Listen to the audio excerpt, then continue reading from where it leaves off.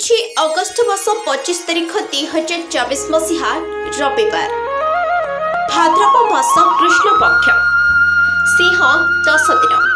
ସୂର୍ଯ୍ୟୋଦୟ ସମୟ ସକାଳ 5ଟା 33 ମିନିଟ୍ ଏବଂ ସୂର୍ଯ୍ୟାସ୍ତ ସମୟ ସନ୍ଧ୍ୟା 6ଟା 4 ମିନିଟ୍।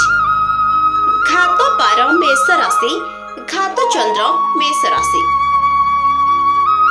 ଅଦ୍ୟ ତାଳ ଭକ୍ଷଣ ନିଷେଧ।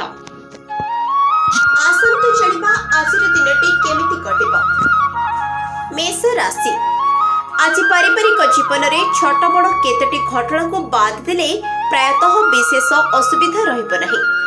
କର୍ମ କ୍ଷେତ୍ରରେ ଅବହେଳିତ କାର୍ଯ୍ୟ ସକାଶେ ଅନୁତାପ କରିବେ। ପ୍ରତ୍ୟେକ କ୍ଷେତ୍ରରେ ଧୈର୍ଯ୍ୟହରା ନ ହୋଇ କାର୍ଯ୍ୟ କଲେ ଉପକୃତ ହେବେ। ବୃଷ ରାଶି, ଆଜି ପ୍ରାତଃ କାଳର ଆପଣଙ୍କ ଯାତ୍ରା ଓ ଭ୍ରମଣ ପ୍ରୀତିପଦ ରହିବ। ସାମାଜିକ ସ୍ତରରେ ପ୍ରତିଷ୍ଠା ଲାଭ ପାଇପାରନ୍ତି। ବାଣିଜ୍ୟ ବ୍ୟବସାୟ ଓ ପରିବହନରେ ବିବାଦ ବୃଦ୍ଧିର ସମ୍ଭାବନା ରହିଛି। କଠୋର ପରିଶ୍ରମ ଜନିତ କାରଣରୁ ଶାରୀରିକ ଅସୁସ୍ଥତା ହୋଇପାରେ। ମିଥୁନ ରାଶି, ଆଜି ପାରିବାରିକ କ୍ଷେତ୍ରରେ ବ୍ୟତିକ୍ରମ ଲାଗି ରହିଥିଲେ ମଧ୍ୟ ମନ କଥା ମନରେ ମାରି ଚଳିବାକୁ ବାଧ୍ୟ ହେବେ। ଆର୍ଥିକ ସମସ୍ୟାର ସମାଧାନ କରିବା ସମ୍ଭାବନା ରହିଛି। ବ୍ୟବସାୟ କ୍ଷେତ୍ରରେ ଯେତେଟା ପରିସ୍ଥିତିକୁ ଜଟିଳ ମନେ କରୁଛନ୍ତି, ବାସ୍ତବରେ ସେପରି କିଛି ହେବ ନାହିଁ। କର୍କଟ ରାଶି, ଆଜି ଅର୍ଥ ସମ୍ପର୍କିତ ସମସ୍ୟା ସୃଷ୍ଟି ହେବ। ନିଜର ଫାଇଦା ହାସଲ ପାଇଁ ବନ୍ଧୁମାନେ ମନଲୋଭା କଥା କହିପାରନ୍ତି।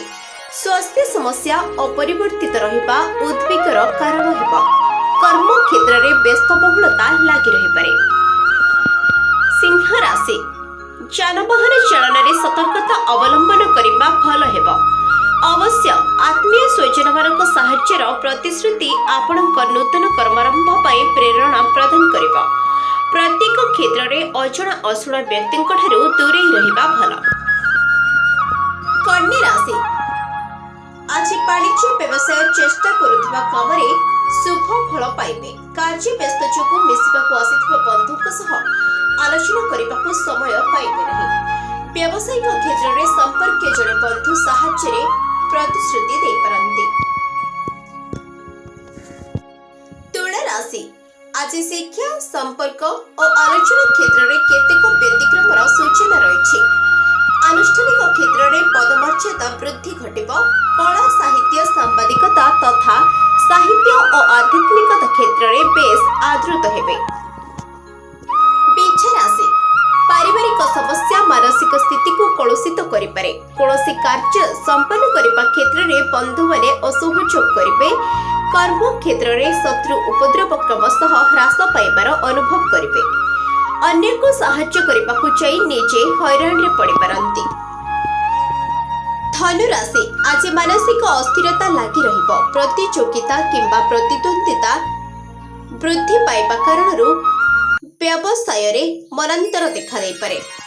ଆପଣଙ୍କ ଉଚ୍ଚ ସ୍ତରରେ ସମ୍ପର୍କ ବୃଦ୍ଧି ପାଇବ। ଜମି ଜମା କାରଣକୁ ନେଇ କୌଣସି ନିକଟ ସମ୍ପର୍କୀୟଙ୍କ ସହ ଯୁକ୍ତିତର୍କ ଲାଗିପାରେ। ମକର ରାଶି, ଆଜି ଆପଣଙ୍କ କଥା ଓ କାମରେ ତାଳମେଳ ରହିବ ନାହିଁ। ସ୍ୱାସ୍ଥ୍ୟ ଓ ପାରିବାରିକ ସମସ୍ୟା ପୂର୍ବ ପରି ରହିବା ହେତୁ ସାମୟିକ ଚିନ୍ତା କରିବେ। ହାତକୁ ନେଇଥିବା ନୂତନ ଯୋଜନାଟିକୁ କାର୍ଯ୍ୟକାରୀ କରିବା ପାଇଁ ପରିବାରର ପୂର୍ଣ୍ଣ ସହଯୋଗ ପାଇପାରନ୍ତି। କୁମ୍ଭ ରାଶି, ଆଜି ଆପଣ ଯେଉଁ କାମରେ ହାତ ଦେବେ ସେଥିରେ ନିଶ୍ଚିତ ସଫଳତା ପାଇବେ। କର୍ମ କ୍ଷେତ୍ରରେ ହାତ ପାହାନ୍ତାକୁ ସୁଯୋଗ ଆସିବାକୁ ଅଟକି ରହିଥିବା କାମଗୁଡ଼ିକ ତ୍ୱରାନ୍ୱିତ ହେବ। ଯାନ୍ତ୍ରିକ ତ୍ରୁଟି ସମସ୍ୟାକୁ ଦ୍ୱିଗୁଣିତ କରିପାରେ ଏବଂ ଯାତ୍ରାରେ ଜିନିଷପତ୍ର ପ୍ରତି ସତର୍କ ରୁହନ୍ତୁ। ମୀନ ରାଶି, ଆଜି ଶିଳ୍ପ, ବାଣିଜ୍ୟ ଓ ବ୍ୟବସାୟ ପରିବହନ କ୍ଷେତ୍ରରେ ସମସ୍ୟା ଦୂର ହେବ। ସ୍ୱାସ୍ଥ୍ୟରେ ଉନ୍ନତି ପରିଲକ୍ଷିତ ହେବାରୁ ସାମୟିକ ଆଶ୍ୱସ୍ତି ଲାଭ କରିବେ। ଆଜି ସଭାସମିତି, ସତ୍ସଙ୍ଗ, ଆଧ୍ୟାତ୍ମିକତା, ରାଜନୀତି, ପ୍ରଶାସନ ପାଇଁ ଭଲ। Pure report, the news today.